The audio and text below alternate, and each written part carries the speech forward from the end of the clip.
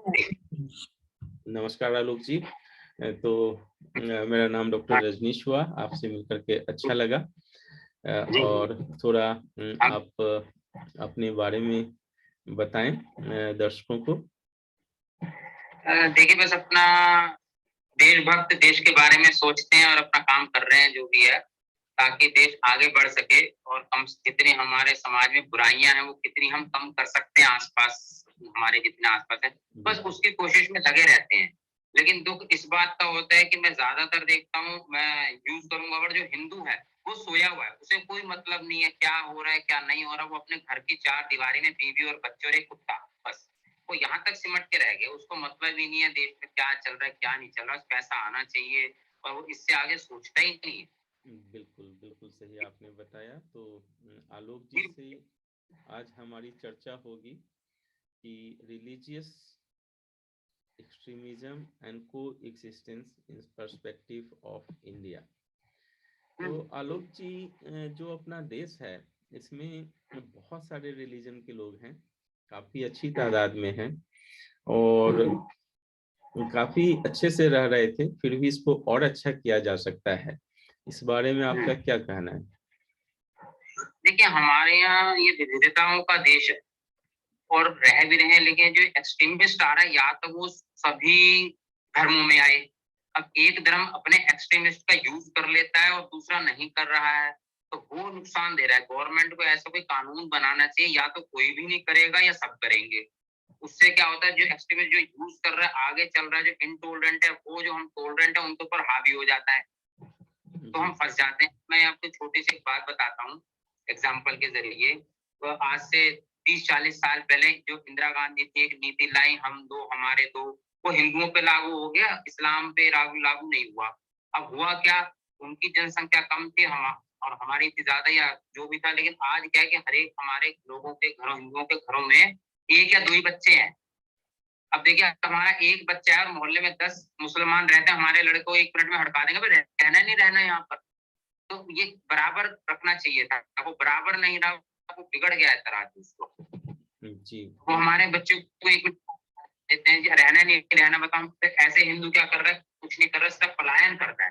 करते करते क्या होगा कि हम लोग एक किसी कोने में सिमट जाएंगे। अभी हमने पाकिस्तान बना के दिया था, वो हमें छोटा सा कहीं हिंदुस्तान आज से 30-40 या 50 साल बाद दे देंगे, और वो एक बाकी धीरे धीरे ये फैलता जा रहा है, फैलता जा रहा है, और हमें छोटी सी कोई जगह मिल जाएगी जहाँ पे हम हिंदुस्तान बना लेंगे, उसको उस पर ये जजिया लगाया करेंगे।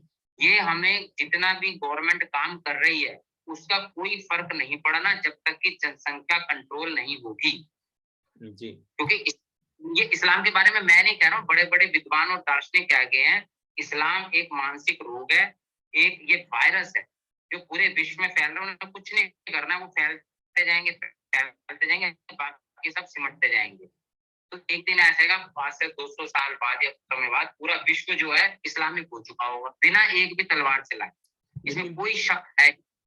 थोड़ा यहाँ पर आपको ये मैं कहना चाहूंगा कि मान लीजिए ठीक है, एक धर्म फैले उससे भी कोई प्रॉब्लम नहीं है, लेकिन समस्या ये है हिंसक जो मानसिकता है। जब जैसे आप ले लें, पाकिस्तान ले लें, बांग्लादेश ले लें, यमन ले लें, अफगानिस्तान ले लें, इराक ले लें, सूडान ले लें ये आप नाइजीरिया ले लें, तो ये सारे देश, लीबिया ले लें, लेबनान ले लें, हाँ, तो ये सारे देश तो इस्लामिक देश ही हैं। यहाँ पर तो किसी दूसरे धर्म के लोगों का से है ही नहीं, है भी तो काफी छोटे आबादी में है, फिर भी लड़ाई हो रही है।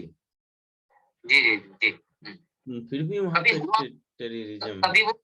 कभी ये जो पाकिस्तान या दूसरे जो आप गिना रहे हैं मेरे को देश, ये कभी नॉन इस्लामिक थे। ईरान था, वो पेरिशिया देश था, धीरे धीरे वो तो इन्होंने तो फैलना है, फैलाव है वैसे इनका। एक जो भी इनके प्रॉफिट्स आ रहे हैं, जो भी इनका वो कुरान रही, जो भी इनकी बुक्स है, ये केवल उसके आधार पे चल रहे हैं। इन्हें कोई मतलब नहीं है विकास से, कोई मतलब नहीं है बीमारी से, इन्हें केवल फैलना है।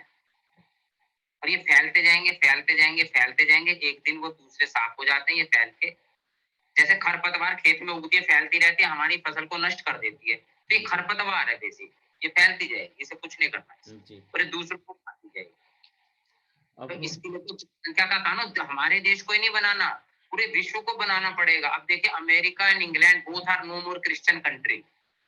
जी। देखिए हर व्यक्ति की या हर देश की या हर जगह की एक अपनी आइडेंटिटी होती है। अब वो हर देश अपनी आइडेंटिटी लूज करता जा रहा है। जी। क्रिश्चियनिटी जो है वो लूज हो जाएगी, बाकी सब धर्म लूज होते रहेंगे, गायब हो जाएंगे धीरे धीरे, केवल हाँ, यही एक जॉर्डन रह में तो यही पूरे हुआ, जॉर्डन पूरे लेबनान विश्व वगैरह में यही हाँ पूरे हुआ। विश्व को सोचना पड़ेगा कि अनुपात जो है वो रेशियो बराबर हो। और ये इस्लाम जब तक शांत होता है, जब तक इनकी परसेंटेज कम होती है, जी। जैसे ही इनकी बढ़ती है फिर ये इस्लाम शांत नहीं रहता है, फिर ये शरिया ही आता है, फिर वहां पे ये पर इतिहास गवाह है इस बात का, हजारों ऐसे उदाहरण है।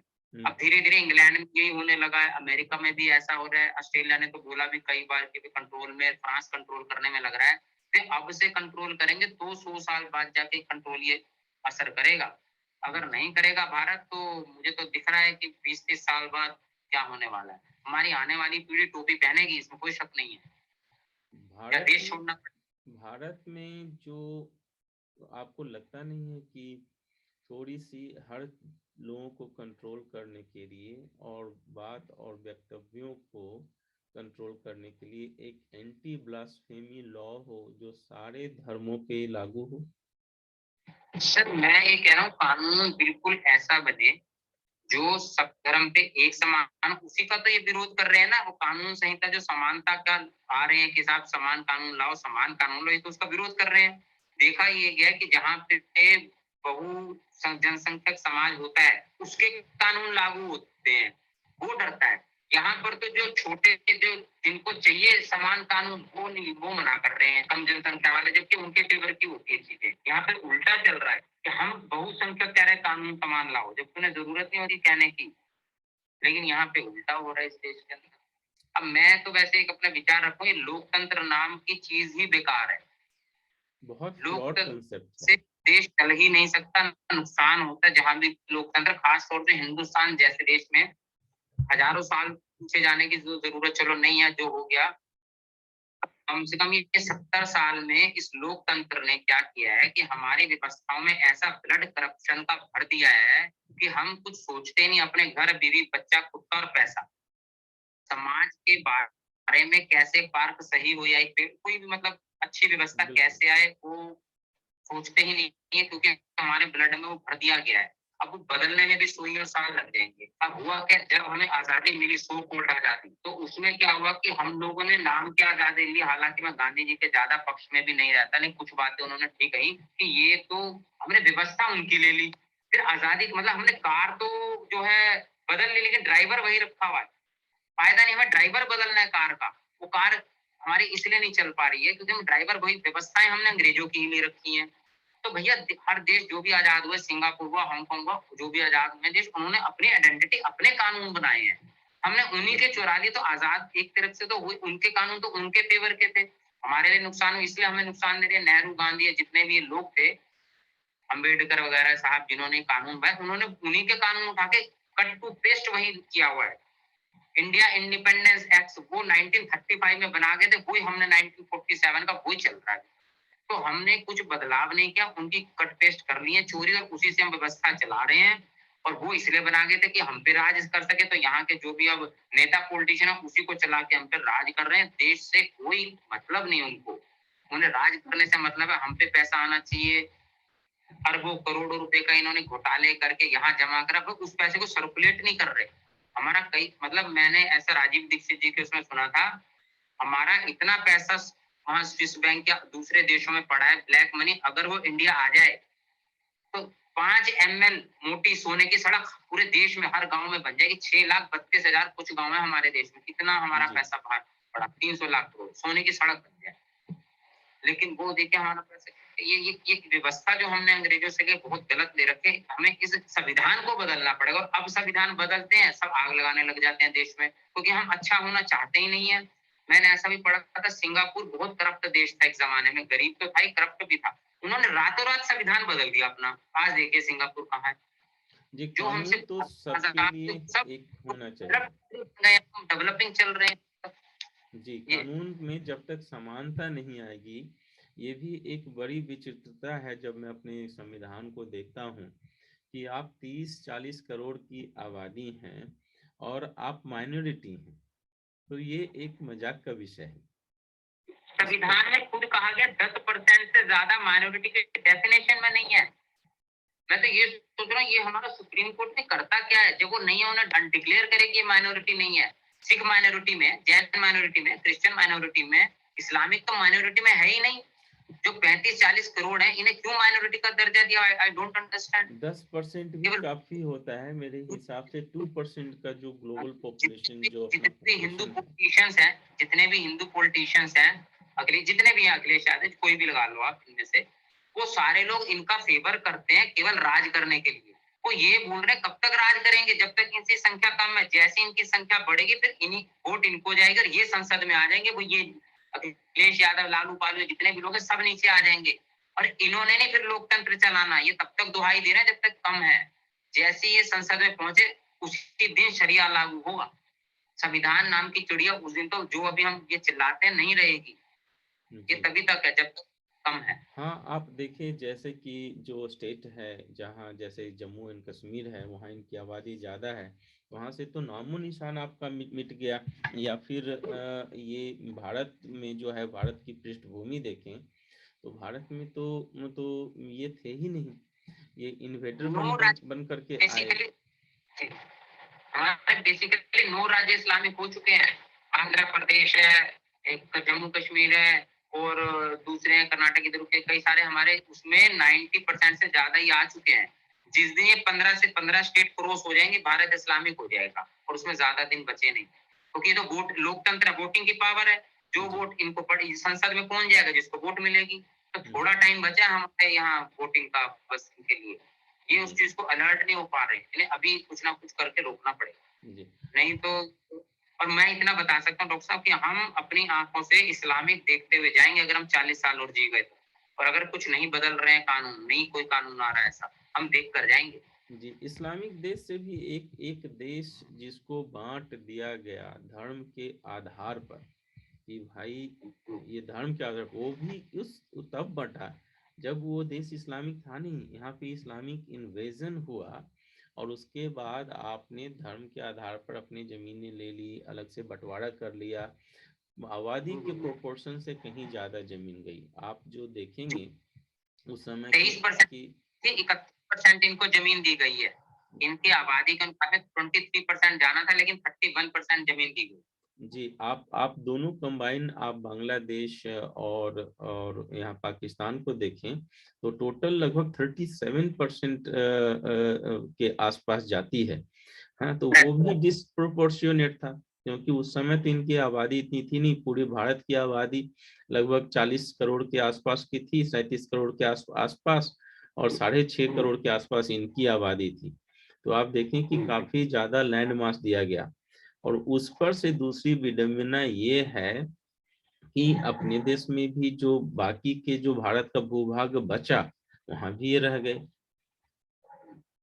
मैं अभी पढ़ रहा था, बाबा साहब अम्बेडकर ने खुद कहा था कि हिंदू मुसलमान अगर पाकिस्तान बनाया गया उसका कोई फायदा नहीं होगा जब तक यहाँ पर एक भी मुसलमान रहेगा। जब आपने बनाया है तो बिल्कुल उधर भेजो और इधर भेजो, ये कभी भी एक साथ नहीं रह पाएंगे। लेकिन बाबा साहब की बात किसी ने मानी नहीं जी। उन्होंने ये कोट करी है ये बात कि अब पाकिस्तान बन रहा है तो इनको उधर भेजो, सबको एक एक जाना चाहिए, एक एक।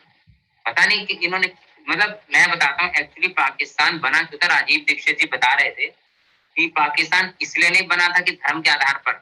हुआ ये था कि जिन्ना और नेहरू ये दोनों ही प्रधानमंत्री बनना चाहते थे। अब एक देश के 2 प्रधानमंत्री हो नहीं सकते हैं जी। जबकि ने कहा था कि जिन्ना को प्रधानमंत्री बना दो, जिन्ना शायद 5 साल बाद मर भी गया। जिन्ना को भी प्रधानमंत्री बना देते, कोई आप इतनी आग नहीं लगती जितना पाकिस्तान बनने में जितने कत्लेआम हुआ था इस देश में। जिन्ना प्रधानमंत्री बनता तो इतना कत्लेआम नहीं होता, लेकिन नेहरू ने खुद प्रधानमंत्री बनने के चक्कर में देश के 2 टुकड़े कर दिए कि तू उधर का बन जा, मैं इधर का बन जाऊं। और इसका कोई मतलब नहीं, वरना एक भी कत्ल नहीं होता अगर जिन्ना प्रधानमंत्री नहीं बना। जब आजाद हो उसके बाद हमारे कितने सारे मुसलमान जो हमारे अच्छे राष्ट्रपति पद पे भी रहे हैं, तुरंत बाद ही जी हमारे वो रक्षा मंत्री रहे, कोई आग नहीं लगी देश में। क्योंकि नेहरू प्रधानमंत्री बनना चाहता था तो पाकिस्तान बनवा दिया, और उधर का मैं इधर का, बस ये हुआ है। अगर जिन्ना को भी प्रधानमंत्री बना देते तो कोई इतनी आग नहीं लगती देश में जितनी की पार्टीशन के वक्त लगी है जी। पार्टीशन के पहले तो लड़ेगा भी जो कलकत्ता का जो दंगा हुआ था, जिसमें कॉल दी गई थी कि या तो भारत डिक्लेयर करे पार्टीशन, नहीं तो हम दंगा करेंगे, तो कलकत्ता में काफी बड़ा दंगा हुआ था। और तो पार्टीशन जबरदस्त कहते हैं उस जमाने में लगभग 3.5 करोड़ लोग मारे गए, मतलब काफी अधिक संख्या थी। जी 7 करोड़ की वो जनसंख्या।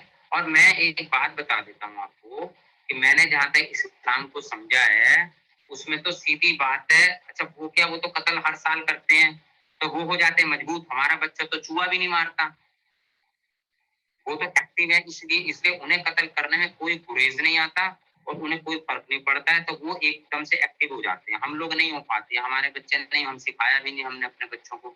तो ये तो नेहरू को उस वक्त सोचना चाहिए था कि अगर पाकिस्तान बना रहे हैं तो बिल्कुल जड़ से मुसीबत खत्म करी जाए। अगर ये आज इतना दंगा कर रहे हैं तो कल देश में क्या करेंगे।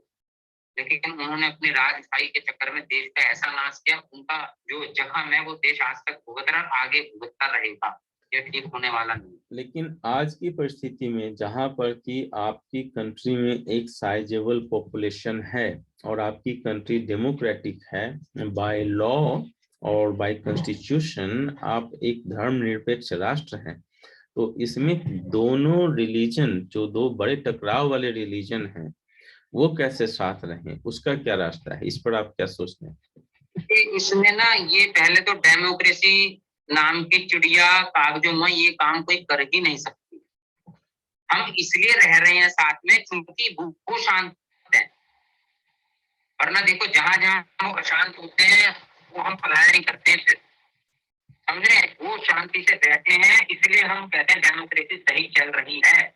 अगर चाहे तो एक दिन में सारी डेमोक्रेसी तहस नहस कर देते, एक दिन में। तो फिर उस हमारी सरकार डेमोक्रेसी को आप डेमोक्रेसी कैसे का संभालेंगे, देश कैसे और बहुत संभालेंगे? मधुर खाना है, वो केवल किताबों में चलता है। तो डेमोक्रेसी तब तक चल रही है जब तक दूसरी पार्टी शांत बैठी हुई है। जब वो अशांति चाहती है वो कर देती है, बाद में फिर केवल निंदा ही करते हैं, खड़े खड़े शब्दों में हम निंदा करते हैं, इससे ज्यादा कुछ नहीं होता है। उनका काम इतना ही होता है, पहले कर दो उसके बाद निंदा करो, इससे ज्यादा नहीं होता। डेमोक्रेसी आप मान रहे थे, मैं मानता हूँ डेमोक्रेसी सबसे घटिया चीज है देश चलाने की। मैं तो चाहता हूँ ऐसी डिक्टेटरशिप है जो सबको कानून बराबर। अब सुप्रीम कोर्ट भी बायस्ड डिसीजन देती है। कश्मीर के लिए आज तक एफआईआर नहीं हुई है और खुद रात को 2-2 बजे उठ के ऑर्डर कर देती है एफआईआर के और सुमो मोटो एक्शन ले लेती है। मैं आपको एक चीज और बताता हूँ कि हमारा विदेशों में 300 लाख करोड़ रुपया पड़ा हुआ है लगभग, ऐसा राजीव दीक्षित जी के प्रवचन से सुन रहा था मैं। अगर चाहे भारत सुप्रीम कोर्ट चाहे या हमारे प्रधानमंत्री, जो भी हमारी सत्ता वाले चाहे, उसको नेशनल ट्रेजरर उसको शो कर दे ट्रेजरी, वो देश हमेशा वापस दे देंगे। अगर ये कानून बने क्यों नहीं कर रहे भाई? और सुप्रीम कोर्ट सुप्रीम कोर्ट जब कर सकते क्यों नहीं कानून बनाती है ये सब कि जितना भी हमारा ब्लैक मनी बाहर है वो देश की संपत्ति कहलाएगा। अगर ये आ जाए तो तुरंत सारे देश जिन जिन के पास पैसा है वो पैसा 1-1 रुपया वापस देंगे। ऐसे मुझे जितना याद आ रहा है नरसिम्हा राव जी के केस में हुआ था, कुछ ऐसा पैसा बाहर था तो सुप्रीम कोर्ट ने उसमें डिक्लेयर किया तो वो पैसा वापस आया जी। और नरसिम्हा राव जी के लड़के ने सुसाइड कर ली थी, कुछ ऐसा कुछ इन्वॉल्वमेंट था, ज्यादा मुझे भी याद नहीं। लेकिन अगर उसको नेशनल मनी वो डिक्लेयर करेंगे तो वापस आ सकता है। क्यों नहीं लगाते भाई? जी।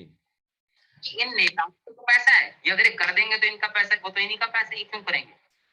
एक और सुप्रीम कोर्ट, पता नहीं मुझे तो कभी कभी लगता है कि सुप्रीम कोर्ट केवल संसद और नेताओं के केस चलाने के लिए बैठी है। आम आदमी के केस को सुप्रीम कोर्ट में 17 साल लग जाते हैं डेट तारीख आने में, डिसाइड होने में। बिल्कुल, और इनके आज इनकी तुरंत जाते हैं सुनवाई और हो जाती है। बिल्कुल। इनके आज 3 तक डिसाइड करते हैं। कमाल हो रही है। सुप्रीम कोर्ट नेताओं के केस, संसद के केस करने के लिए बैठी है, देश के केस करने के लिए बैठी है। उनके केसों की रोज डेट लग जाती है, रोज डिसाइड हो जाते हैं। हमारे केस की डेट साली 10 साल में आती है। क्या बिल्कुल कर रही है जब वही। सुप्रीम कोर्ट पर है? ये तो पावर को यूज करते हुए सुओ मोटो एक्शन ले, उसमें एक्शन लेना नहीं इसने। पता नहीं कौन से केस करते हैं, मुझे तो समझ नहीं आता है इनके बारे में। जी तो ये तो ऐसा है और हम बहुत फेडअप हो गए हैं कि क्या हो रहा है इस देश में। हमारे पास पावर नहीं है कलम की कि हम कुछ कर पाए, जी। हमारी इस आवाज अब तक यही नहीं है कि हम पहुंचती। कॉमन लोग ऐसे ही छोटे छोटे प्लेटफॉर्म से अपनी आवाज को बिना किसी हिंसा के रखेंगे, जहां से कि लोग जुड़ें और शायद हमारी आवाज 10 लोगों तक जाए कि हम एक जेन्युइन मुद्दे पे बात कर रहे हैं। आलोक जी, ये ना 40 मिनट का इसमें टाइम होता है, फिर कट जाता है, तो एक मिनट बचा है, तो मैं इसको अभी काटता हूँ, फिर से मैं ऑन हो जाता हूँ, फिर आप रिकनेक्ट कर लें और फोन को ऐसे ही रहने दीजिएगा, तो कनेक्ट रहेगा आपका वॉइस। अभी हाथ कहीं